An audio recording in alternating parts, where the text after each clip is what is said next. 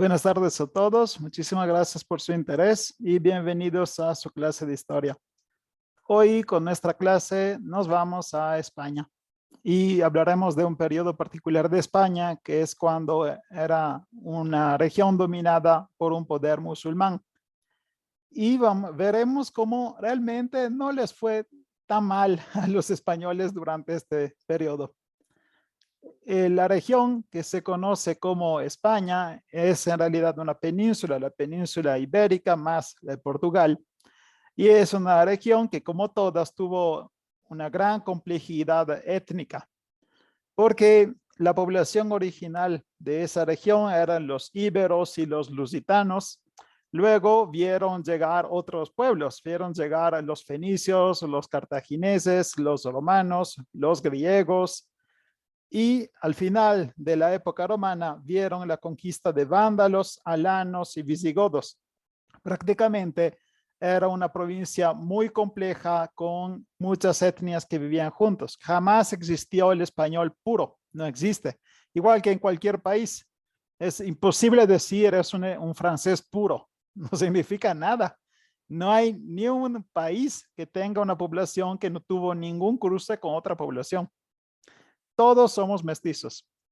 Entonces, esta base étnica, que es realmente muy variada, ya en época antigua, tuvo también las contribuciones de los árabes, los bereberes y los judíos. Y de los musulmanes y de los judíos en España hablaremos en esta clase. ¿Cuándo llegaron los primeros judíos en España? No estamos muy seguros. Si tenemos que creer a la asociación que normalmente se hace entre el país de España y la tierra que se conoce como Tarshish o Tarsis, que es nombrada varias veces en el Antiguo Testamento, parece que los primeros judíos se establecieron en España a la época del rey Salomón, prácticamente en la Edad del Bronce. Pero aun si no fue en época tan antigua, seguramente los judíos estaban en España ya durante la época romana. Una confirmación de esta presencia de judíos en España llega directamente de la Biblia del Nuevo Testamento con la carta a los romanos. Les puedo leer en donde San Pablo habla de una comunidad de judíos en España y dice: cuando vaya a España, iré a vosotros. Está hablando a los judíos que están en España. Porque espero verlos al pasar y ser encaminado allá por vosotros una vez que haya gozado de su compañía o gozado con vosotros. Entonces, Pablo de Tarso nos confirma que en España al menos había una comunidad de judíos. Pero hay otra confirmación. En el concilio de Elvira, que es un concilio que se celebró entre el 300 y el 324 después de Cristo, no estamos muy seguros de la fecha, se habla de una fuerte comunidad hebrea que se dedica al proselitismo. ¿Qué significa esto? Los judíos son una religión étnica. Esto significa que judío se nace, no se vuelve. Uno nace judío en una familia de judíos, normalmente no se convierte. Claro, uno si insiste, sí puede convertirse en judíos, pero no es algo que se haga tan fácilmente y sobre todo no es algo que ellos quieren. Ellos no quieren convertir a los demás. Si tú realmente quieres, tienes que hacer un proceso largo, tienes que estudiar, tienes que realmente quererlo y luego tal vez te aceptan. Pero en esta comunidad de España se habla de una comunidad judía que estaba intentando convertir a más personas. Y esto porque están ya en conflicto los cristianos con los judíos, porque eran dos comunidades que se originaron del mismo, ¿cómo se puede decir? Del mismo conjunto de culto y de creencias y luego se dividieron en dos religiones diferentes. Entonces, este concilio nos confirma la presencia de judíos en España.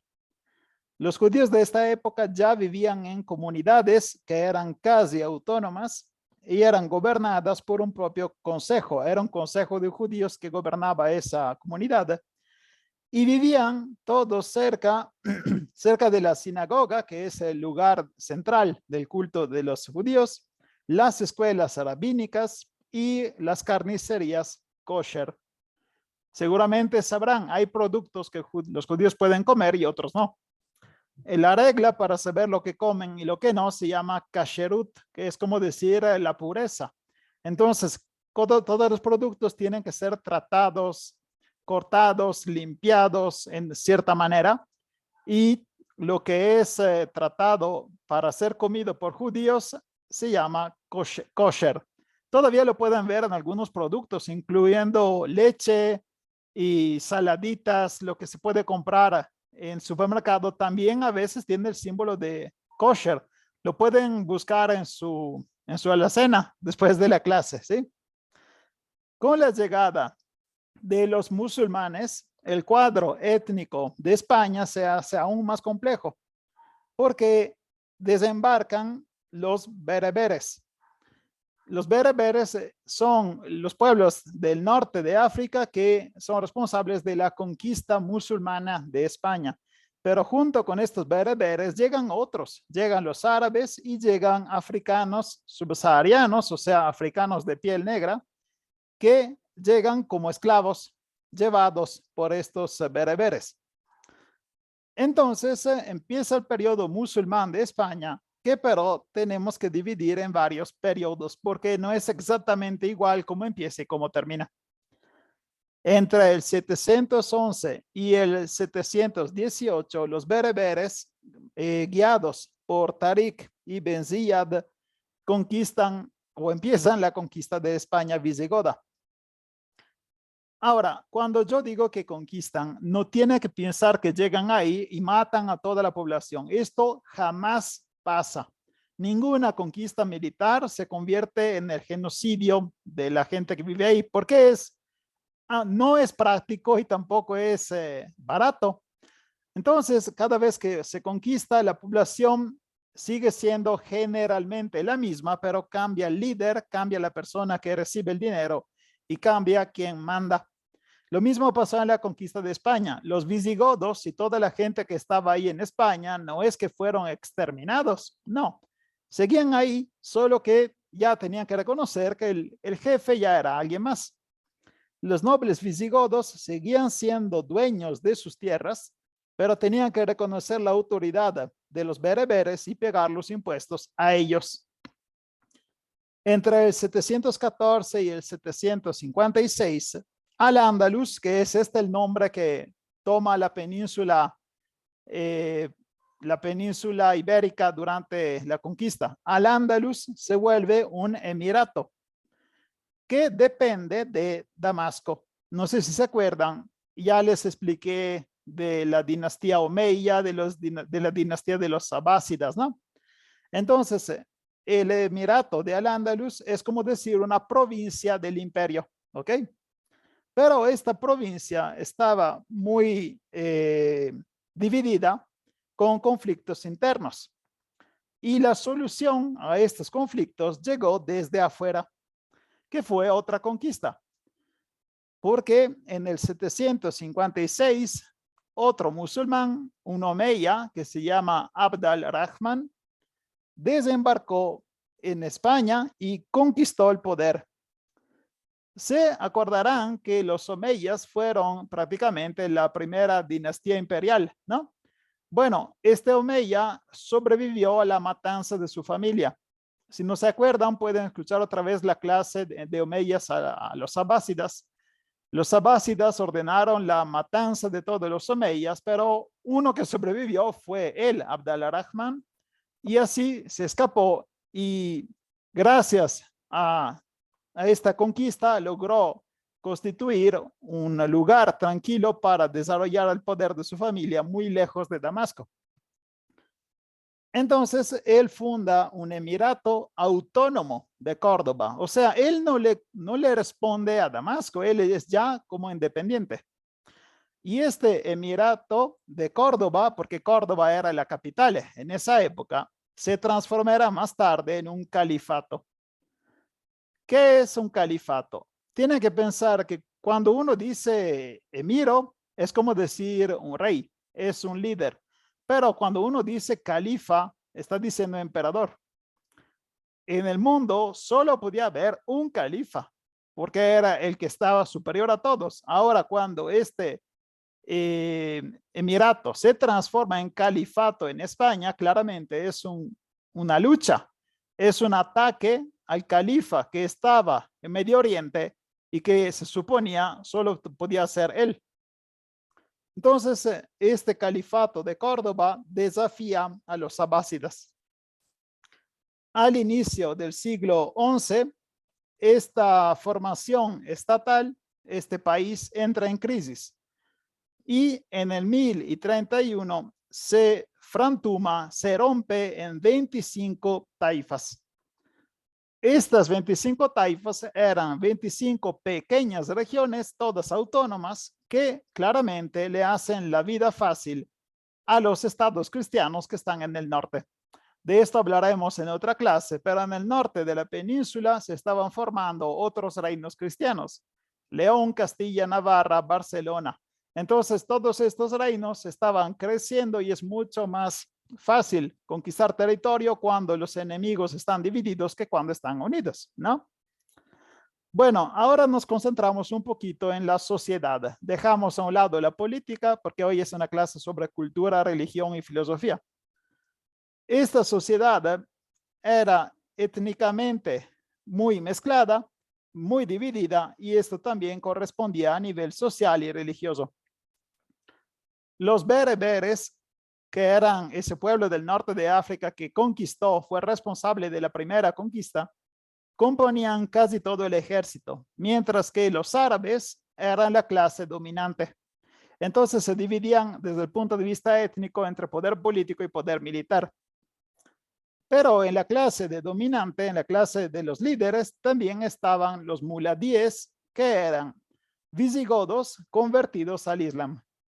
La palabra muladí llega del árabe muallad, que significa adoptado, o sea, una persona que fue adoptada por ese pueblo y esa religión. Entonces, imagínense que eran los antiguos habitantes de España, solo que habían aceptado la nueva religión y ya eran parte de los jefes. Es una manera bastante astuta de vivir, asociarse con el que ganó. Me parece más que correcto, así la vida es más fácil, ¿no? En la clase media y baja encontramos todos los otros, y esto incluía otro grupo híbrido que eran los mozárabes. ¿Qué son los mozárabes? Se parecen bastante a los muladíes. Los mozárabes, ellos también eran ex visigodos, o sea, población indígena de España antes de ser conquistada por los bereberes.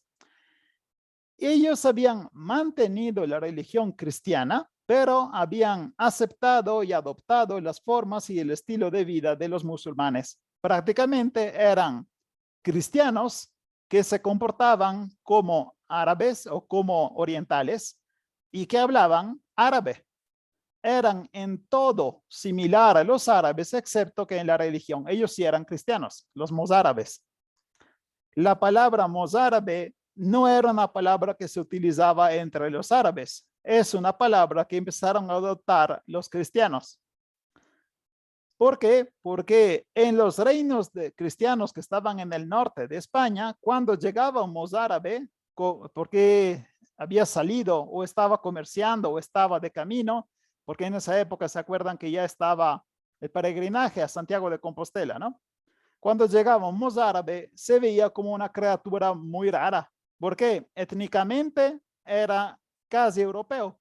Claramente la gente también en esa época se casaban entre todos, entonces es imposible tener un europeo puro, porque ya después de un siglo, 2 siglos de la conquista, árabes y europeos ya estaban bien mezclados. Pero étnicamente parecía más a los visigodos, religiosamente era cristiano, pero vivía como árabe y hablaba árabe. La palabra mozárabe llega del árabe mustarib, que significa arabizado, uno que fue arabizado, se transformó en árabe. Los mozárabes y los judíos eran conocidos con la palabra dhimmi.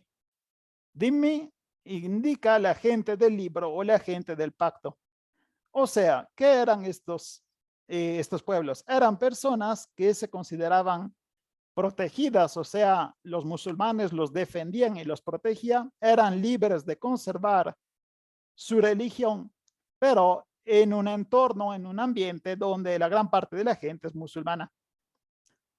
Entonces, el origen étnico, la clase social y la religión eran todas variables que conformaban la sociedad andaluza.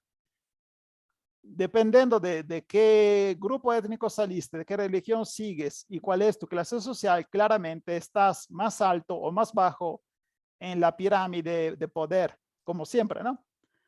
Como ya les dije, mozárabes y judíos podían gozar de la libertad de culto, pero tenían que pagar 2 impuestos, porque no es gratis. Si quieres seguir siendo judío o cristiano, tienes que pagar.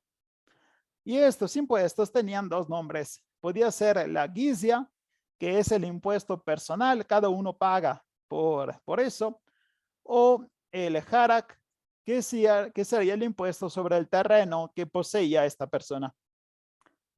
En caso de problemas legales entre los diferentes habitantes, por ejemplo, entre 2 judíos, entre 2 cristianos, entre 2 árabes, entonces ellos tenían el derecho de poder ser juzgados por su propia ley. Esto se llama personalidad del derecho. ¿Se acuerdan que estudiamos esto cuando vimos como ya en Italia, bajo el rey Teodorico de los ostrogodos, se aplicó esta ley? O sea, el castigo y la ley que tú sigues depende de tu grupo étnico. Tenían también otras restricciones. No tenían solo que pagar estos 2 impuestos. Por ejemplo, si una persona no era de religión musulmana, no podía ocupar cargos políticos, los hombres no podían casarse con los musulmanes, no podían tener sirvientes musulmanes, ni cuando morían podían tener un entierro tan vistoso, tan bello. O sea que tenían que tener funerales bastante humildes. Tenían que vivir en barrios separados de los musulmanes y tenían que dar hospitalidad a un musulmán cuando lo necesitaba sin recibir nada en cambio. Es muy irónico porque todo esto que acabo de leer será el exacto contrario después de unos siglos cuando serán los cristianos a dominar.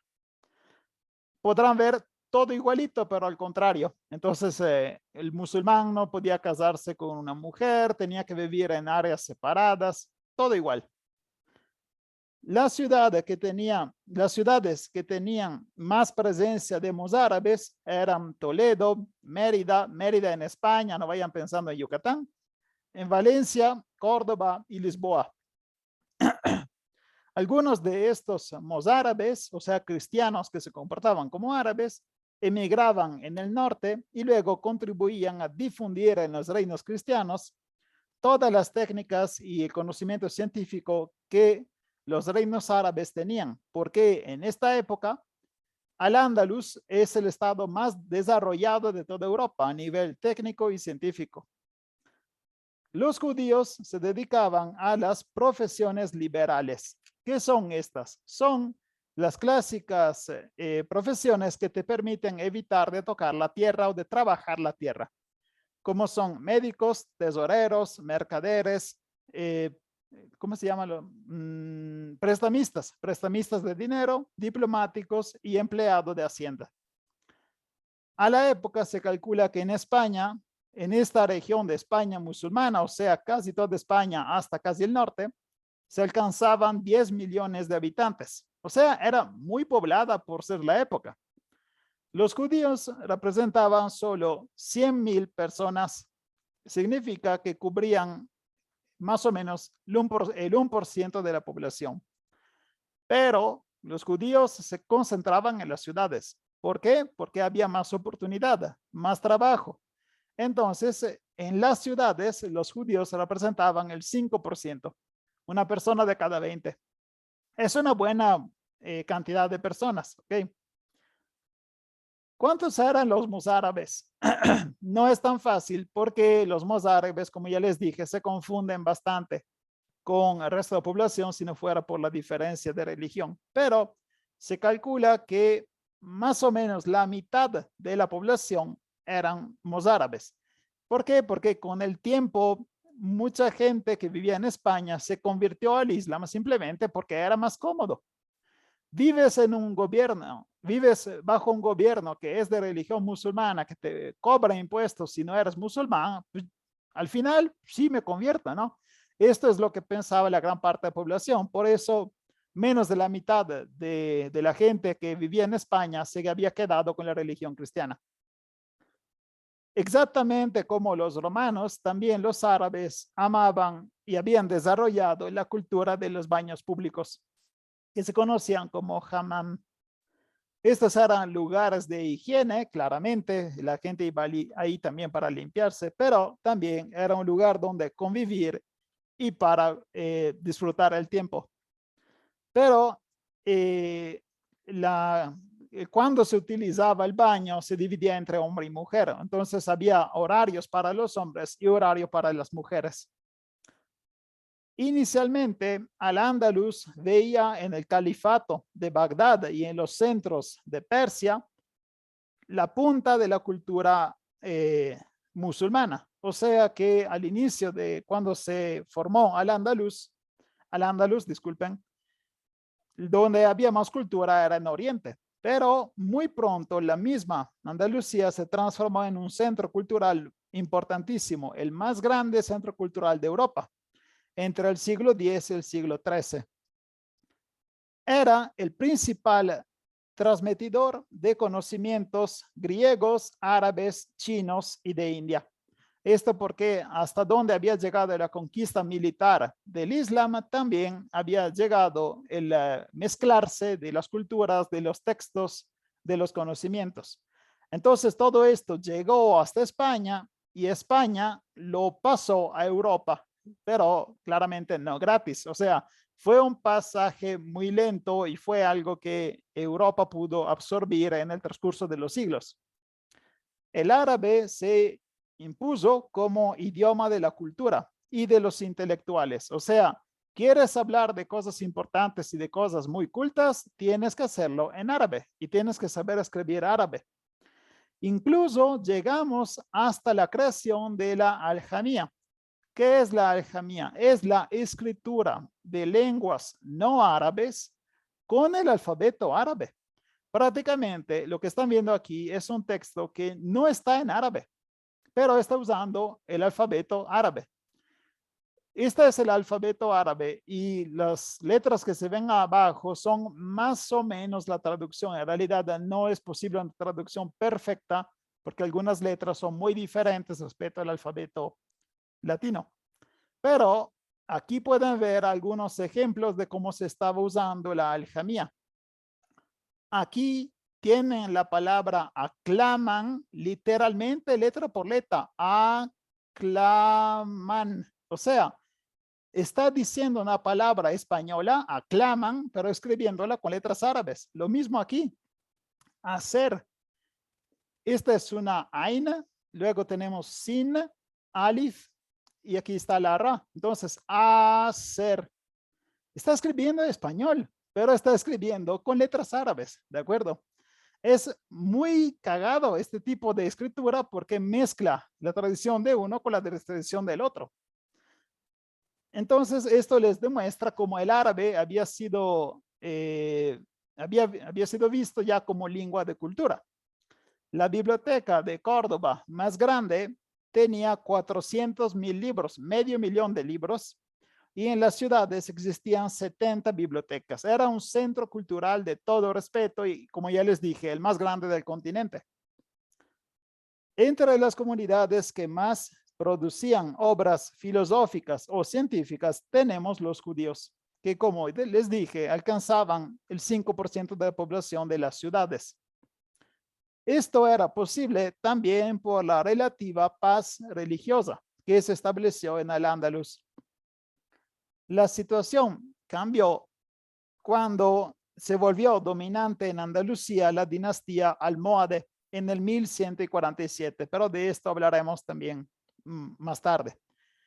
Esta dinastía era un grupo de origen bereber que religiosamente era fundamentalista, o sea, era más estricta con la interpretación de la ley y no permitía mucho espacio de convivencia con las demás religiones. Y por eso ellos impusieron la conversión o la muerte de los dhimmi, o sea, los cristianos y los judíos. O se convertían al Islam o tenían que emigrar. La alternativa era la muerte, no había de otra. Irónicamente, lo mismo pasará algunos siglos después cuando los cristianos reconquistarán toda España. Obligarán a los musulmanes que sigan ahí a convertirse al cristianismo o irse. Realmente la historia es, quiero decir, irónica, pero a veces es ridícula, cómo da de vueltas y los que están castigando un día luego son los castigados en otro siglo. Entonces, regresamos a la cultura. Uno de los campos más importantes que tuvo un avance fue la arquitectura.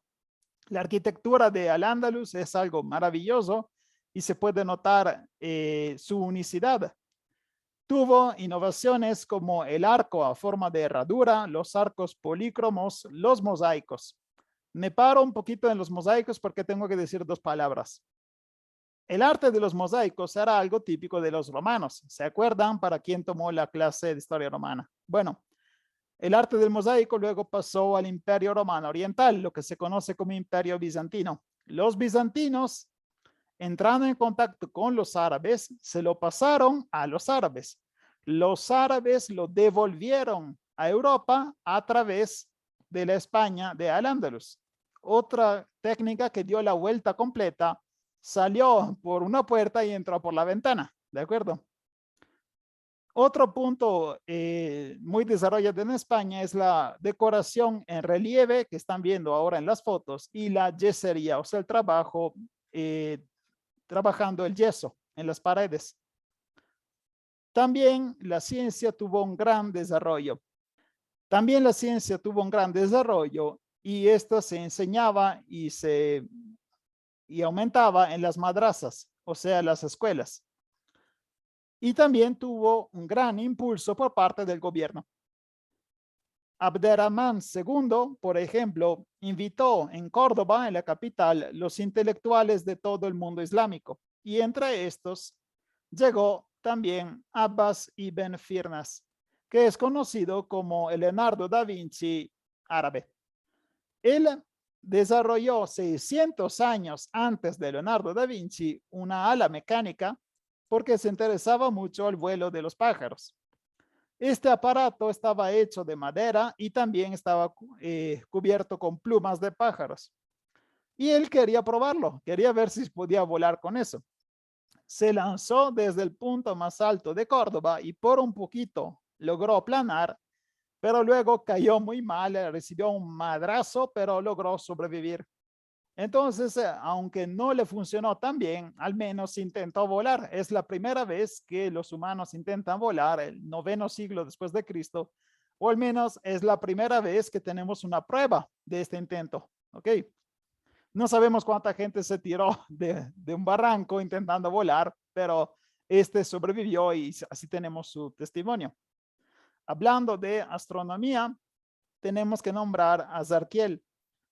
Azarquiel es el inventor de un aparato que se llama azafea, que es un astrolabio, aquí lo pueden ver a la derecha. Es un astrolabio que se utilizó hasta el siglo XVI para poder navegar, porque te daba la posición precisa de las estrellas y los planetas y así sabías muy bien en dónde estaba el norte durante la noche. Él también fue el primero que calculó que la órbita de los planetas era elíptica, no era circular. Y está anticipando por mucho los estudios de Keplero. En la medicina hay que nombrar a Abulcasis. Abulcasis era médico y era cirujano. Y es autor de una enciclopedia médica que luego se utilizó en Europa hasta 1500. Prácticamente las bases de la cirugía en Europa las puso Abulcasis y duraron 500 años. También fue el primero en utilizar el forceps, esa herramienta que se usa cuando los niños tienen un parto muy difícil y están poniendo en riesgo la vida del niño y también de la madre. Y también empezó a utilizar el catgut. ¿Qué es el catgut? Es lo que están viendo aquí arriba. Es un hilo que sirve para suturar sin que luego tengan que cortar. O sea, es la primera sutura que se absorbe por la piel. Los tejidos absorben el catgut y es una invención de mitad de la Edad Media. Luego identificó la naturaleza hereditaria de la hemofilia, una enfermedad que ahora se conoce bastante bien. Si tenemos que pasar a otra ciencia, la botánica y la farmacología, tenemos que nombrar Ibn al-Baitar. Él viajó muchísimo en toda España, todo el norte de África y el Medio Oriente, recolectando información sobre las plantas y su utilización y creando prácticamente un texto que es un texto de farmacia. En este texto describe cómo son y cómo se utilizan 1400 plantas. Es una enciclopedia de las plantas y de cómo se pueden usar a fines médicos. También geografía e historia fueron desarrolladas en este milagroso periodo en España. Y aquí les nombro al menos 3 que podemos tranquilamente llamar como historiadores. El primero es Al-Bakri, que escribió el libro de Senderos y Reinos, que hace una lista de todos los países conocidos hasta ese momento, claramente, describiendo geografía, historia, clima y la gente. Otro es Ibn Jubayr. Ibn Jubayr, cuando hizo el Hajj, que es el peregrinaje que tienen que hacer a la Meca, pasó justo en el momento correcto y en el lugar correcto cuando estaba empezando la primera cruzada. Imagínense qué suerte que tuvo pasar al lado de una guerra mundial cuando él estaba haciendo el peregrinaje religioso. Claramente él pudo ver y escuchar lo que estaba pasando y lo reportó en sus libros. Entonces, gracias a él tenemos un testimonio de primera mano, porque él estaba presente en esos eventos de la primera cruzada. Otro gran historiador que tenemos que nombrar es Al-Idrisi.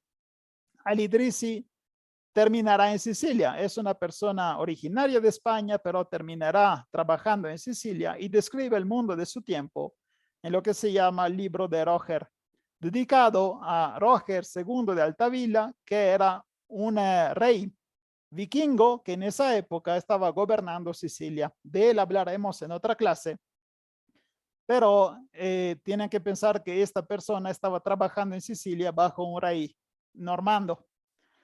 Esta que están viendo es la tábula rogeriana, que es prácticamente la visión del mundo según Al-Idrisi. Y ustedes dirán, no entiendo nada, porque es un mapa, pero yo no reconozco nada. Y es normal, no logran ver nada porque en este mapa el norte y el sur están al revés. Vamos a hacer una magia, vamos a darle de vuelta al mapa y oh, no manches, ya se vuelve más comprensible. Esta es Europa. Se pueden ver bastante bien que esta es la forma de Italia, más o menos chueca, pero por la época ya le hizo muy bien. Esta es Sicilia. Aquí están las islas que están entre el Sicilia y el África. Este es Egipto. Aquí está la península arábica. Pueden ver, esta es la Turquía. Están todos los países del Mediterráneo. Y esto demuestra cuál era su conocimiento de su mundo. En esa época no había satélite, entonces no es tan fácil mostrar qué forma tenía cada país, pero miren qué nivel de precisión. Y estoy seguro que cada pinche islita que puso aquí corresponde a una isla real que está en Grecia. ¿Ok? Ahora hablamos de filosofía. Los dos más grandes filósofos andaluces fueron Averroes y Maimónides.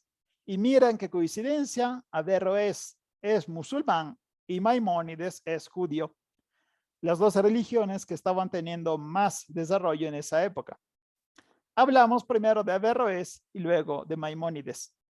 Averroes es nieto e hijo de jueces. En árabe, cadí. El cadí es el juez. Y también él ejercitó este trabajo, o sea, trabajó como juez en Sevilla y en Córdoba. pero también trabajaba como filósofo, médico y matemático. O sea, era un hombre completo. En esa época los intelectuales eran intelectuales de varias materias, no solo de una.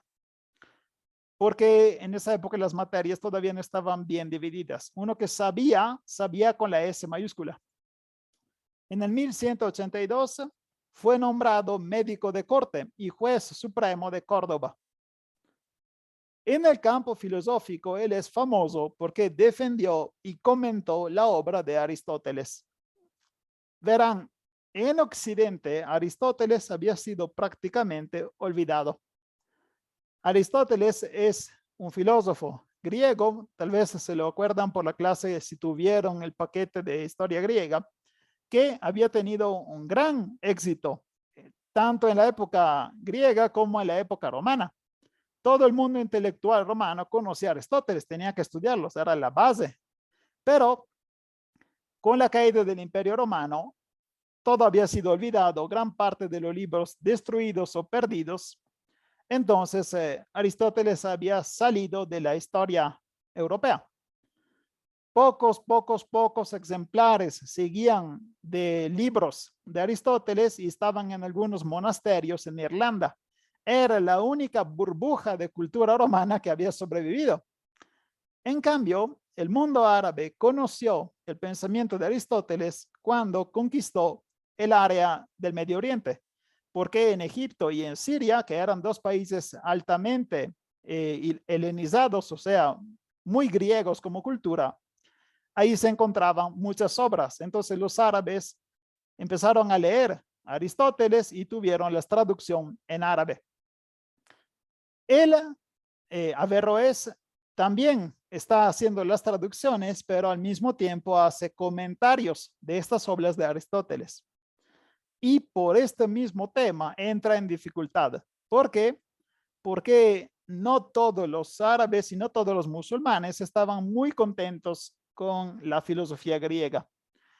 De hecho, un teólogo, Al-Ghazali, que es un teólogo de la región de Persia, era también un gran filósofo, pero musulmán, había dicho que el aristotelismo, o sea, la filosofía de Aristóteles, entraba en conflicto con el Islam. Entonces, si algo está en conflicto con el Islam, no puede ser correcto y entonces es falso.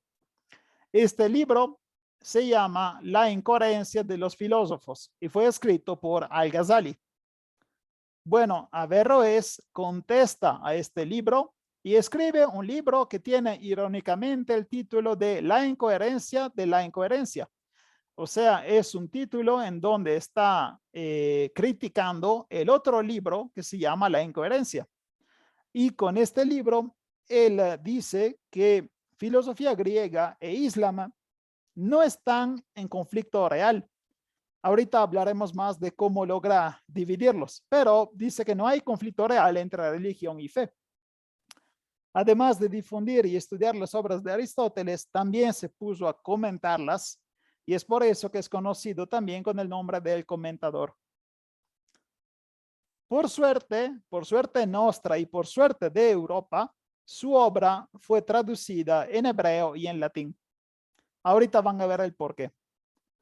Cuando llegaron los almohades al poder, se acordarán que los almohades son esa dinastía que conquistará España y que prácticamente eran más estrictos, ¿no? Y no querían ninguna vía de medio con otras religiones, eran más severos. Ellos criticaron a Averroes y lo persiguieron. ¿Por qué? Por sus ideas, por su filosofía y por la manera que tenía de ponerse con la religión, se estaba acercando mucho a lo que nosotros llamamos hereje, pero hereje en versión musulmana. Por eso fue condenado al exilio, tuvo que escaparse de Córdoba, perdió todo lo que tenía de su rol en la corte y se escapó a Lucena. Estaba muy cerca de Córdoba, pero ya no tenía nada, había perdido su título. Sus obras fueron prohibidas y en gran parte fueron quemadas. ¿Entienden por qué fueron importantes traducciones? Porque de Averroes, si no fuera por las traducciones en hebreo y en latín, ya no tendríamos nada, porque fueron los mismos almohades que destruyeron todo. Poco antes de morir, fue invitado a la corte de Marrakech, en Marruecos, y ahí ganó otra vez el favor del califa y el honor que le tocaba, pero murió poco después, en 1198. Prácticamente él fue perseguido por sus ideas y solo al final lo repusieron en su lugar y otra vez reconquistó la gloria, pero ya estaba muy cerca de la muerte. Lo que están viendo aquí, que es una pintura, es Averroes como lo representó Rafael en la escuela de Atenas que se encuentra en Roma, en los museos vaticanos. O sea que el mismo Rafael reconoce que Averroes es un grande de la filosofía humana, no importa que fuera musulmán. Está en el gran cuadro de todos los filósofos que modificaron la historia. Su obra claramente va mucho más allá de la vida de Averroes, porque tuvo gran éxito. Los comentarios que él dio a las obras de Aristóteles llegaron hasta París, y ahí en la Universidad de París fueron analizados y ganaron un enorme favor y dieron origen a una corriente filosófica europea que se llama averroísmo, que toma el nombre claramente de Averroes. En esta corriente filosófica tenemos estos conceptos. El mundo es eterno, no tendrá fin. Todos los seres humanos comparten el mismo intelecto, solo es cuestión de alcanzarlo. Y existe una doble verdad, que es el mismo concepto que usaba Averroes para no poner en conflicto religión y filosofía. Respecto a una cuestión filosófica, siempre existirían dos verdades distintas, una racional o filosófica y la otra de fe o religiosa. Estas dos realidades son contradictorias entre sí, pero a la vez son válidas cada una en su ámbito. Entonces, no hay conflicto real. Todo depende si estás usando la lógica o si estás usando la religión. No son enemigas, son hermanas, lógica y religión, filosofía e islam, ¿entienden? Entonces, esto no les gustó tampoco a los cristianos, porque dicen, ni madres, o sea, no es posible que la filosofía tenga la misma fuerza que la religión. Averroes hizo esto para el islam, pero el averroísmo se puede aplicar también al cristianismo. Entonces, esta doble naturaleza de filosofía y religión, de razón y de fe, fue criticada también por Tomás de Aquino.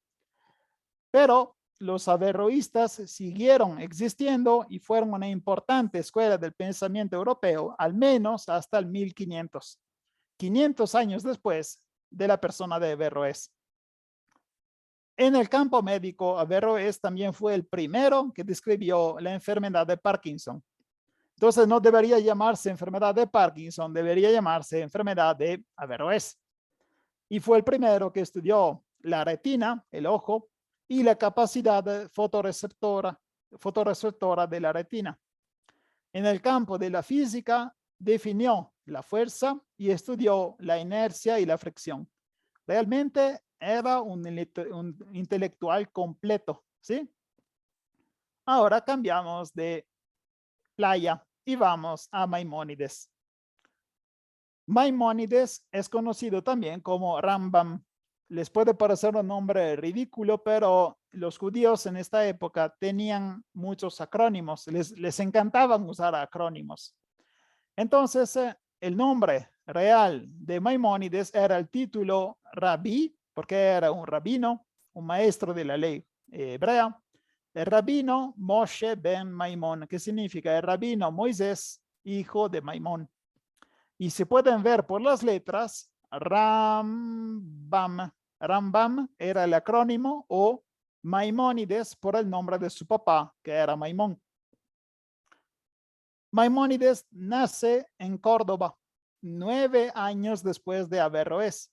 Prácticamente Maimónides y Averroes vivieron en el mismo lugar y en la misma época, en Córdoba, bajo este dominio musulmán. También él tuvo una formación muy similar a la formación de Maimónides. Era filósofo, era médico, era también él un jurista, pero a diferencia de Averroes, él era un rabino, claramente era de su religión, no un maestro, pero de su religión. Cuando tenía 13 años, Córdoba fue conquistada por los almohades. ¿Se acuerdan? Ese grupo que es muy estricto, ¿no? Y la familia de Maimónides tuvo que escaparse. ¿Por qué? Porque cuando el gobierno obligó a todos a convertirse al Islam o a escapar, porque la alternativa era la muerte, ellos decidieron, no, ¿saben qué? Mejor seguimos siendo judíos, pero en otro lado. Y así se escaparon hasta Fez. Fez se encuentra en Marruecos, o sea, no solo cruzaron toda España, sino que cruzaron el mar y llegaron a Marruecos. Y ahí, en el 1160, se instalaron. Fez estaba bajo la misma dinastía, los almohades, pero ahí la familia no se conocía. Entonces, llegando ahí, empezaron a fingir que eran musulmanes. O sea, ellos seguían siendo judíos, pero eran judíos haciendo sus rituales en privado, en secreto, porque no querían que el gobierno los encontrara. En esta época, Maimónides tiene 25 años e inicia a estudiar en la Universidad Al-Qarawiyyin y ahí conoce la obra de Hipócrates y se interesa al campo médico. O sea que en esta universidad de Fez empieza a estudiar la medicina griega. Esto para decirles cómo realmente todo el conocimiento del Mediterráneo ahora estaba en las manos de los musulmanes. Empieza a escribir. Entonces, no solo está estudiando, sino que él mismo empieza a escribir libros. Entre los primeros que hace es un tratado sobre el calendario hebreo, y otro sobre la lógica. Y lo que hace más importante es un comentario a la Mishnah. La Mishnah son los textos fundamentales de la religión hebrea. Pero imagínense este Maimónides era bastante mamón, o sea, no se limitaba a ejercer su religión y a mantenerse bien calladito, sino que por sus mismos éxitos y por su crecimiento personal empezó a despertar la curiosidad del gobierno. Y se dieron cuenta que este Maimónides seguía siendo judío. Propio por su genio y por su enorme capacidad, él y su familia tuvieron que escaparse porque habían sido descubiertos y tenían que evitar la muerte, porque el castigo para una persona que finge ser musulmán es la muerte. O te conviertes o mueres. ¿Se acuerdan, no? Por eso tuvo que escaparse otra vez. Primero alcanzaron Acre, en la actual Israel, Hebrón, Jerusalén, y luego llegaron hasta el Cairo, en Egipto. Justo ahí termina la Mishneh Torah, que es un código de leyes religiosas, o sea, de Halaká, y concluye sus estudios de medicina. Imagínense que esta Mishneh Torah de Maimónides se volvió la base de la ley de todos los judíos del Mediterráneo en los siglos siguientes. Imagínense que esta era la ley que permitía entender quién tenía autoridad. Hay que seguir a Maimónides incluso cuando se opuso a sus maestros, ya que seguramente conocía sus opiniones y si se decidía en contra de ellos, debía haber desaprobado sus interpretaciones. O sea, imagínense que hay un texto en donde dice que Maimónides da su opinión. Y al mismo tiempo hay otro texto de un maestro de Maimónides que dice todo lo contrario.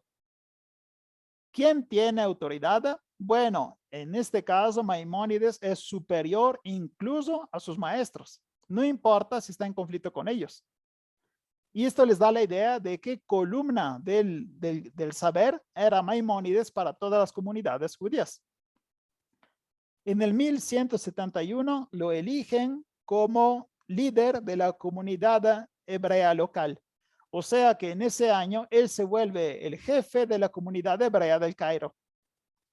En el 1190 publica uno de sus textos más importantes, que es la Guía de los Perplejos.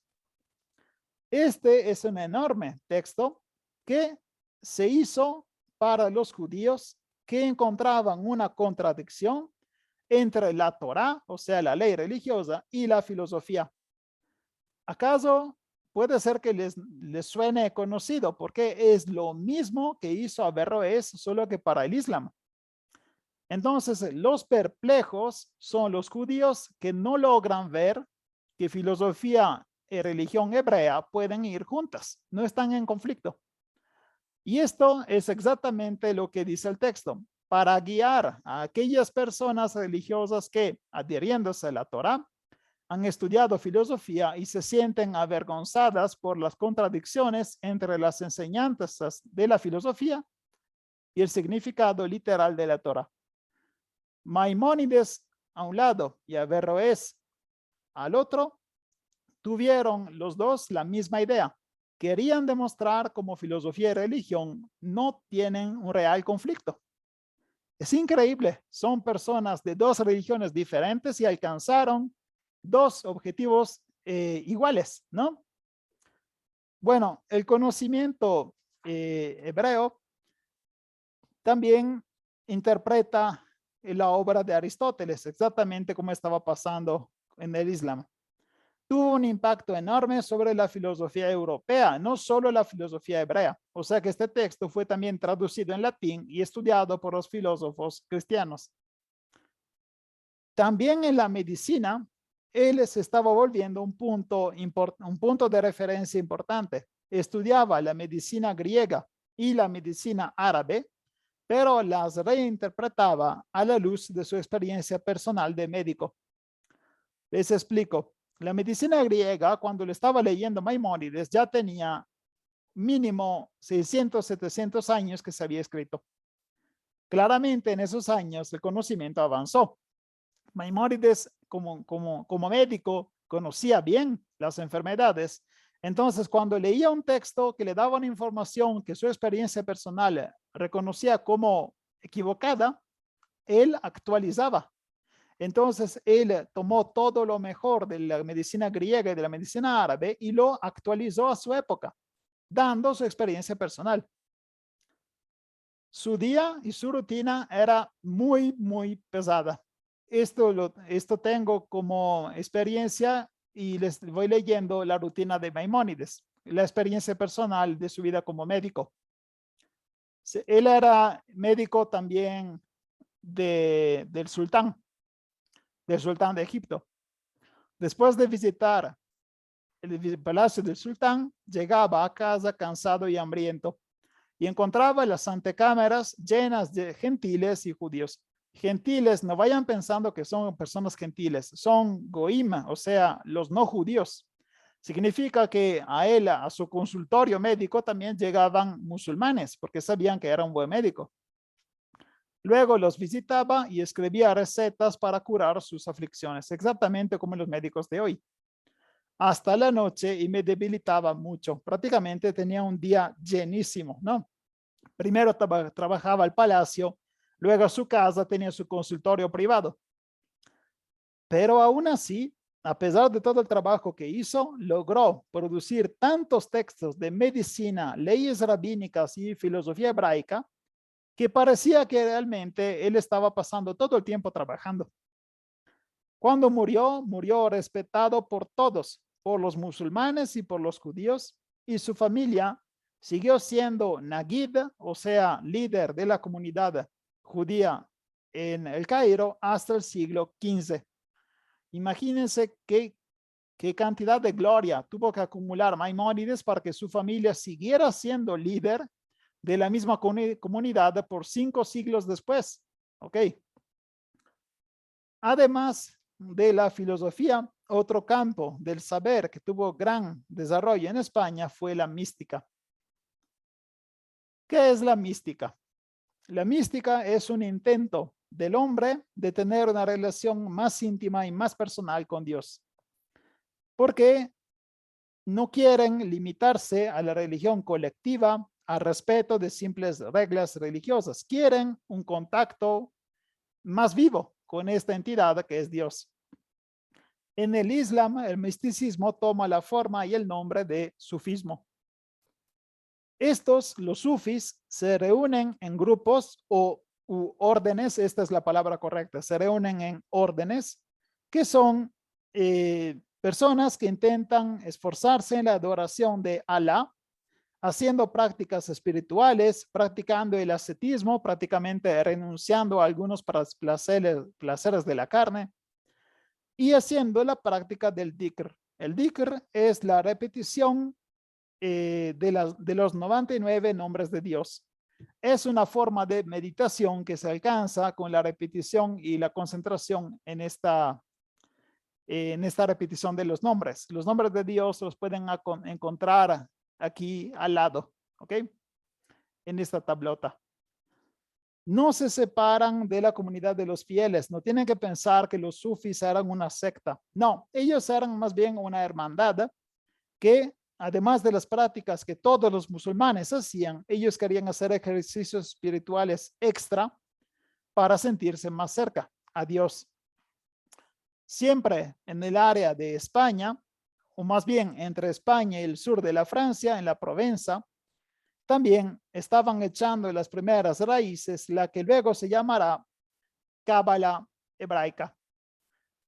La Cábala es un misticismo claramente interpretado por la religión hebrea que intenta entender las relaciones entre el infinito, que es Dios, y la creación, que es lo que tenemos aquí, incluyendo a nosotros.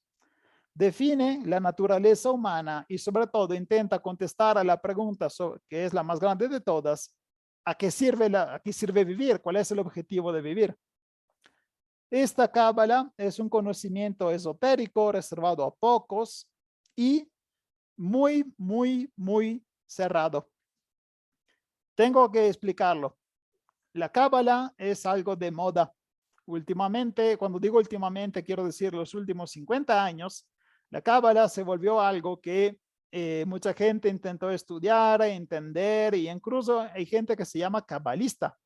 Hay grupos de cábala en todo el mundo y son grupos pseudointelectuales de gente que en teoría dice que estudia cábala, incluyendo algunas personas famosas. La que más me acuerdo es Madonna, la cantante, ¿no? La cantante dice que es una cabalista porque estudió en el Centro Cabalístico de Londres. Lástima que lo que están ofreciendo a esta gente son papitas, porque la cábala real no se la pueden dar. ¿Por qué? Porque para acercarse a la cábala necesita cumplir 4 requisitos. Primero, ser un hombre. Y aquí ya Madonna se chingó porque no podría. Segundo, ser judío. Tampoco puede Madonna, se supone. Tercero, ser mayor de 40 años y así le entra en todo porque ya es muy ruca. Y la última, más importante, tienes que ser invitado. No puedes tú ir a tocar a la puerta del centro cabalístico diciendo, oye, quiero aprender. No, los judíos entre los rabinos eran los que eran invitados a conocer este nuevo tipo de interpretación del texto. Entonces, no es algo tan simple, no es algo que se pueda aprender en Wikipedia, no es algo que se pueda aprender leyendo un libro. Realmente lo que te ofrecen es una explicación muy general. El significado real y lo que realmente tiene la cábala jamás lo sabremos porque sigue siendo oculto. Hay, según la cábala, 4 niveles de lectura y de conocimiento del texto sagrado. O sea, el mismo texto que nosotros conocemos como el Antiguo Testamento, con unas pequeñas diferencias porque algunos libros entraron o salieron, se le puede leer en 4 diferentes maneras dependiendo de tu nivel de conocimiento. Puede ser un significado literal. Es la interpretación literal de lo que estás leyendo. Entonces, si dice que tal profeta llegó de una ciudad a otra, es literal, uno que está caminando. Luego tenemos un significado alegórico. Se busca una alusión y una interpretación más fina de lo que está pasando. Entonces, si se dice que esta persona llegó de una ciudad a la otra, hay que interpretar que puede ser que sean 2 estados. Por ejemplo, pasó del estado de pecado al estado de pureza.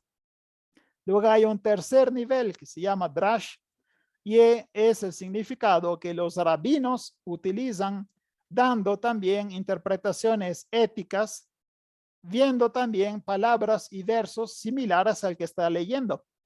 Ya nos estamos acercando a niveles absurdos, porque los rabinos pueden hacer esto porque se saben de memoria todo el texto y logran ver puntos en paralelo que nosotros no vemos porque no lo sabemos de memoria y tampoco sabemos dónde hay versos similares.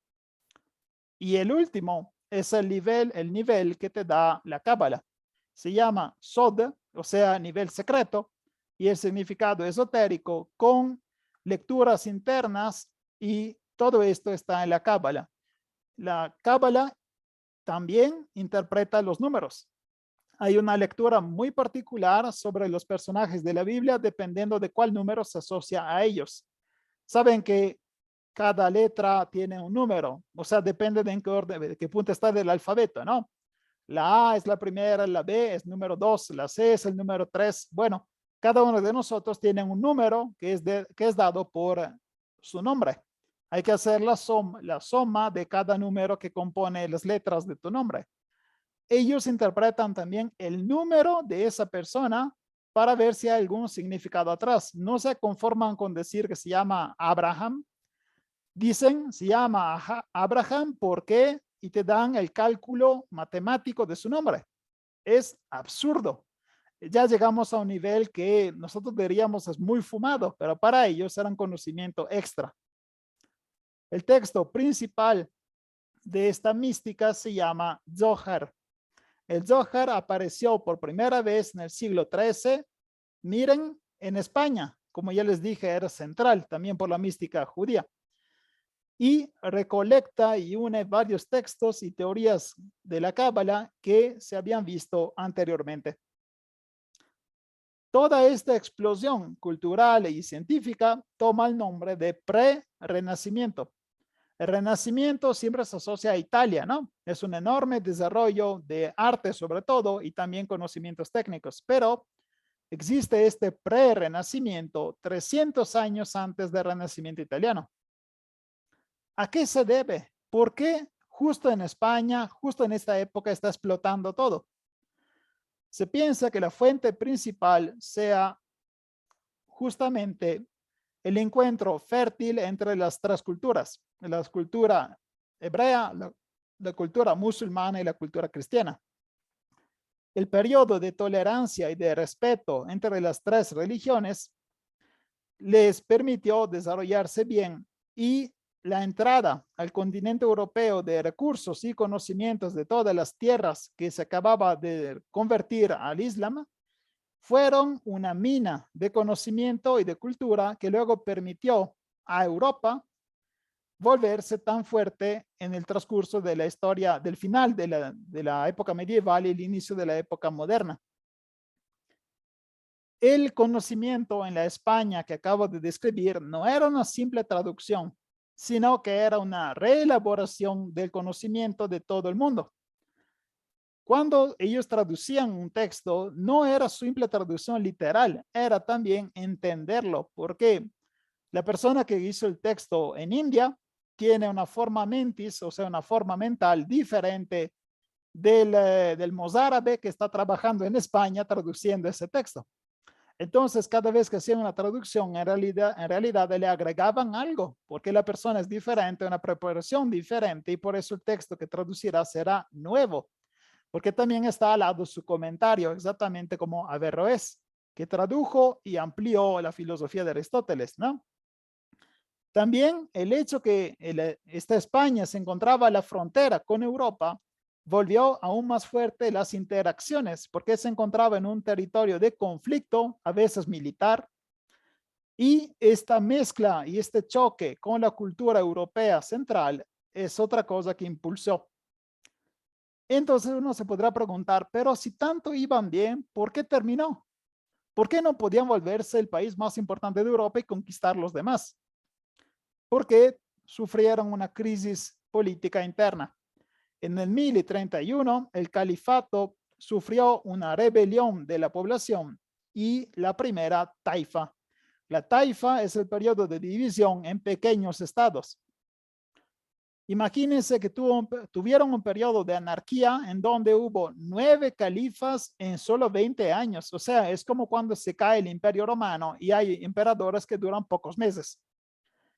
La división alcanzó 25 pequeños estados en España, pero en el periodo más grave, la península tenía 39 pequeños estados. Imagínense, cada pinche ciudad era un país diferente.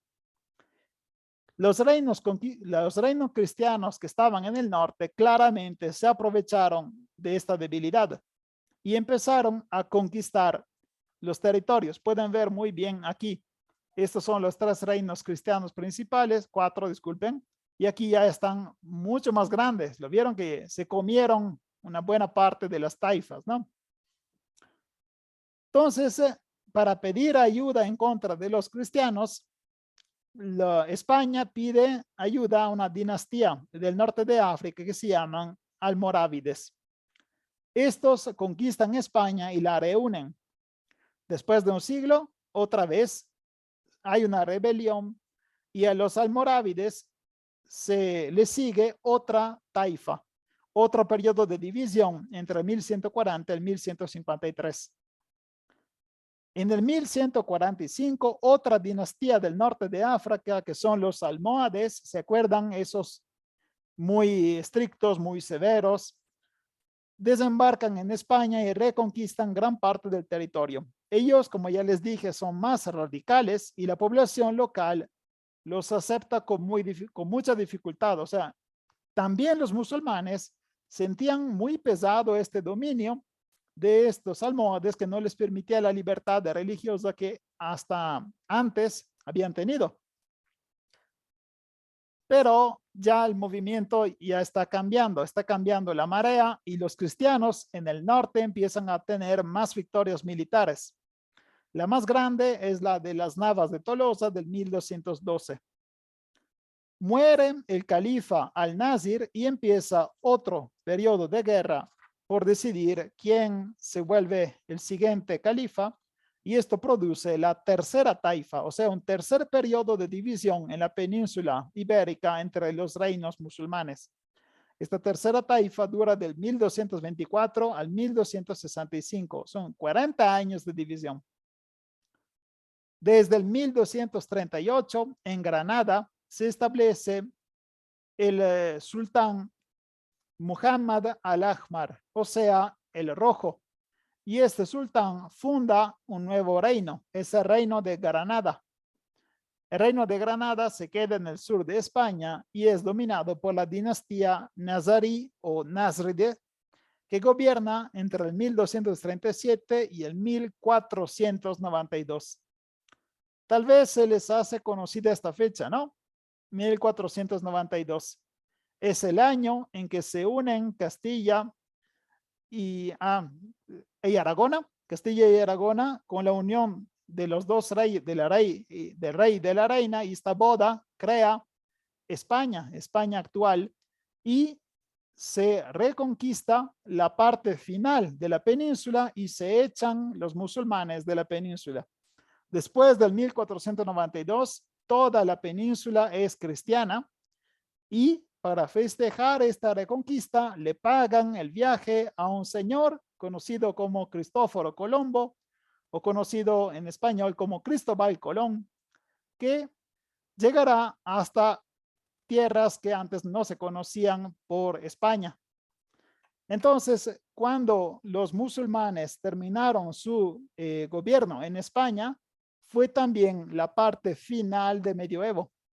La Edad Media se reconoce terminar en el 1492. Y no solo es este cambio que fue reconquistar toda España, sino que el viaje de Cristóbal Colón puso en conexión a Europa con las Américas y esto cambiaría todo. El 1492 es un cambio brutal para toda la historia humana, también con las consecuencias que tuvo después. Si les gustó la clase, pueden darle me gusta, compartirla y suscribirse al canal.